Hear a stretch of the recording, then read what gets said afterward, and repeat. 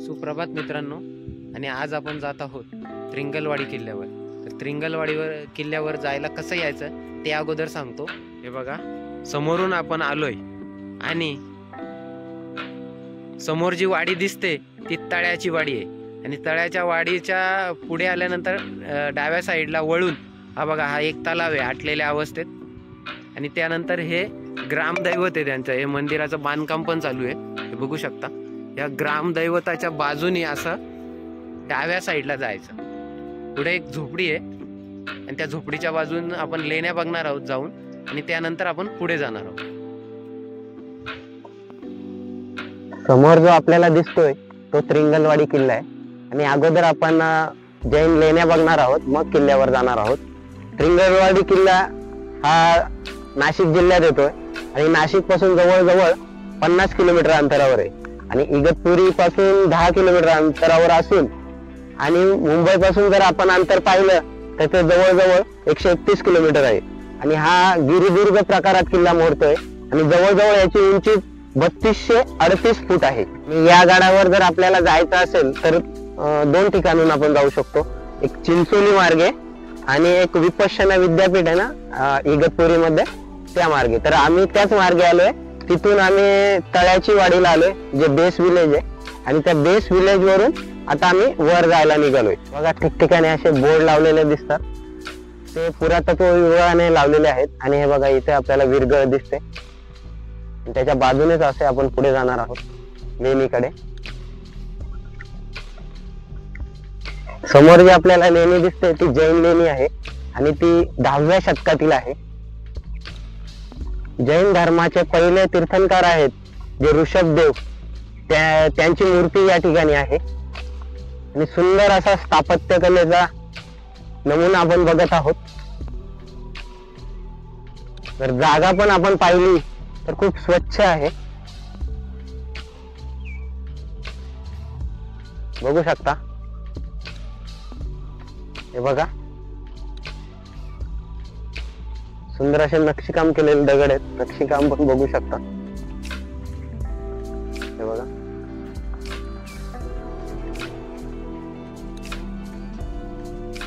त्यानंतर इकडे अशा भग्न अवस्थेतील मूर्त्या आहेत.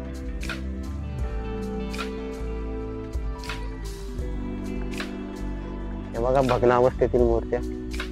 या दगडावर सुद्धा नक्षीकाम आहे. मला वाटतं हा खांब असावा, पण तो कोसळलाय सध्या. हा बघा,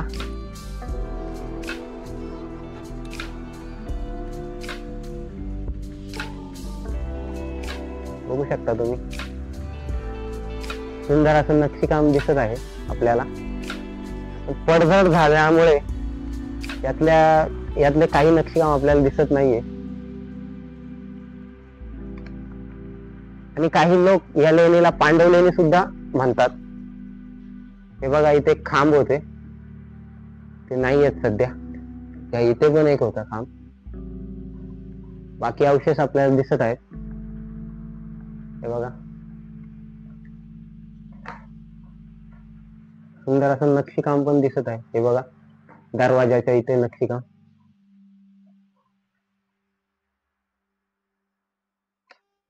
हा बघा, हा एक खांब पडलेला आहे. त्या काळातील खिडक्या, कमल पुष्प पण कोरलेले आहेत.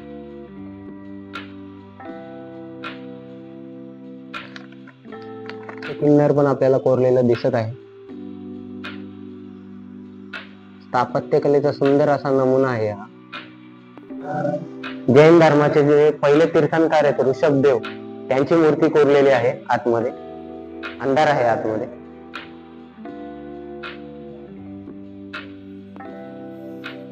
आणि ऋषभदेवांच्या मूर्तीच्या खाली एक शिलालेख कोरलेला आहे.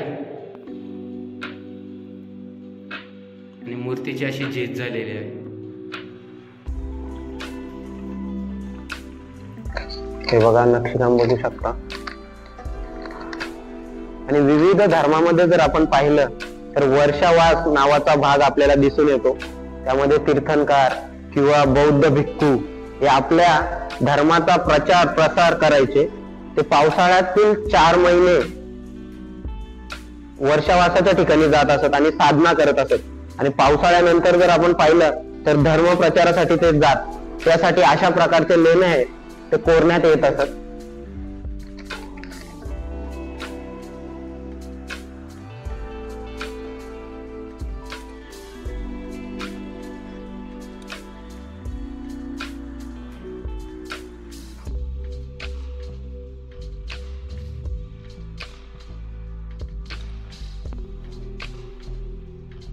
आणि हा किल्ला पण 10व्या शतकात बांधला असावा, पण मराठ्यांनी तो किल्ला कधी आपल्या साम्राज्यात घेतला याविषयी काही सांगता येणार नाही. खालचा डॅम आपल्याला दिसत आहे आणि गावं निसर्गाच्या कुशीत वसलेली, आणि आपण या ठिकाणी जाणार आहोत. सुंदर असा महाराजांचा झेंडा फडकताना आपल्याला दिसत आहे.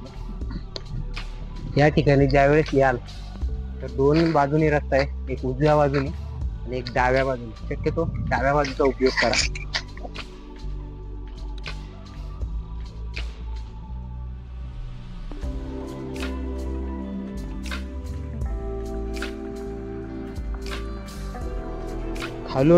खालून आल्यानंतर या इकडे अशा प्रकारच्या कोरीव पायऱ्या आहेत आणि इथून आपण वर जाणार आहोत.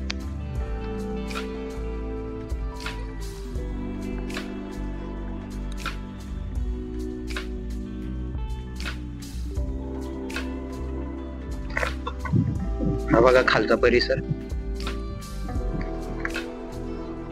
आणि सतीश वर चढताना आणि ह्या कोरीव पायऱ्या.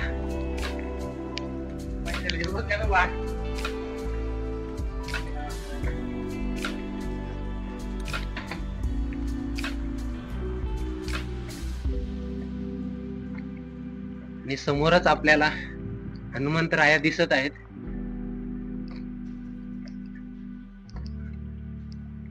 आणि हा दरवाजा.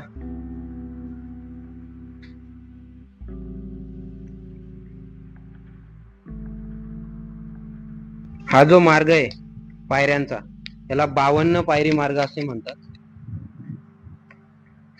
आणि हे बघा, ही हनुमंताची मूर्ती आहे. 5 ते 6 फूट उंच अशी हनुमंताची मूर्ती आहे. हे बघा, चापट मारताना हनुमंतराय आहेत म्हणून चापट मुद्रेतील मूर्ती अशी संबोधली जाते. त्या ठिकाणी राक्षस आहे. दरवाजा वरती जर पाहिलं तर यक्ष आहे आणि कमळ पुष्प कोरलेले आहे. भक्कम असा दरवाजा, पाणी येण्यासाठी पावसाळ्यात पुढे जाणार आहोत आपण.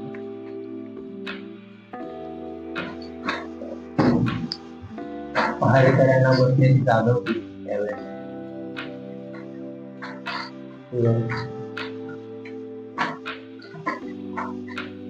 हा किल्ला बऱ्याच लोकांना माहित नाहीये आणि चौल, नालासोपारा, कल्याण या बंदरांमध्ये जो उतरणारा माल आहे तो नाशिक, पैठण या ठिकाणी जात असे थळघाटातून.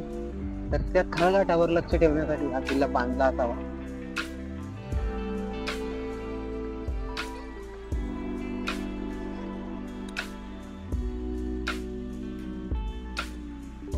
दक्षिणेला तळेगड आहे, पूर्वेस कळसुबाई आहे आणि उत्तरेला त्र्यंबकरांग लांबच लांब अशा पसरलेल्या आहेत. आणि त्याच्या बाजूला असा हरिहर किल्ला दिमाखात उभा आहे, तो बघा आपल्याला दिसत आहे. त्याच्या बाजूला तिकडे वैतरणा डॅम आहे, इकडे पण छोटासा डॅम असतो आपल्याला. समोर एक पाण्याचा टाका आहे, त्यात पाणी नाही. आणि आता आपण दर्शन घ्यायला जाणार आहोत.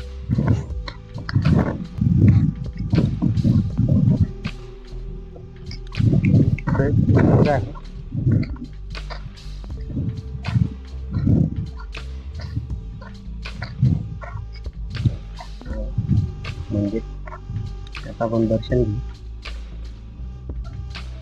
खाली काही देवाच्या शिळा आहेत.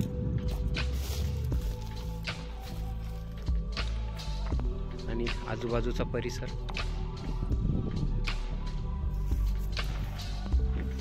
मंदिरापासून पुढे आल्यानंतर आपल्याला एक खांब टाका दिसतंय आणि हे पाणी खूप स्वच्छ आणि सुंदर आहे. हे पाणी आपण पिऊ शकता. उन्हाळ्यात पण इथे पाण्याची सोय होते. खांब टाक्याच्या जवळच हे दुसरं टाका आहे आणि इथे पाणी नाहीये, आटलेलं आहे टाका पूर्णपणे. आता आपण वाड्याकडे जात आहोत.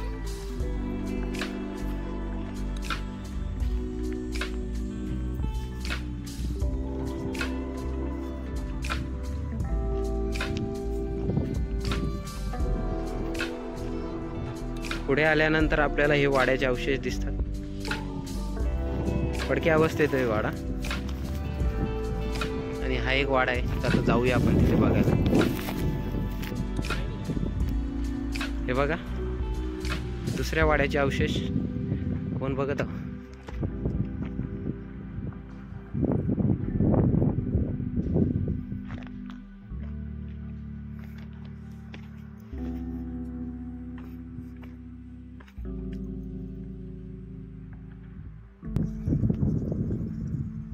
वाड्याची एंट्री ही असावी आणि दोन्ही बाजूला अशी इकडे एक रूम होती आणि ह्या साईडला एक रूम आहे आपल्याला बघायला भेटतंय आणि एक मोठी रूम असावी.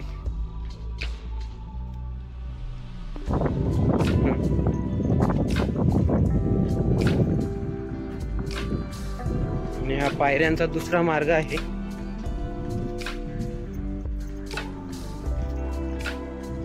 आपला परतीचा प्रवास चालू आहे.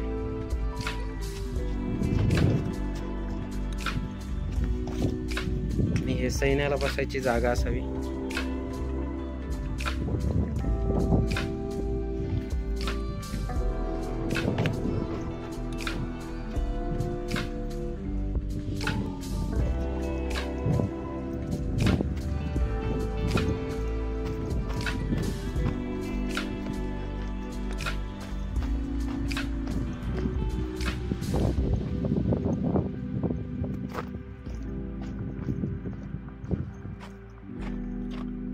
इकडे पुढे देवाच्या शिळा आहेत काही. तरी त्याने आपला किल्ला पूर्णपणे पाहून झालेला आहे आणि आपला परतीच्या प्रवासाला आपण सुरुवात केलेली आहे. आता फायनली आज आपले छोटेखानी जो गड होता त्रिंगलवाडी त्याची ट्रेकिंग पूर्ण झालेली आहे. आणि व्हिडिओ आवडल्यास आपणास लाईक करा, शेअर करा आणि सर्वात महत्त्वाची गोष्ट म्हणजे सबस्क्राईब करायला विसरू नका.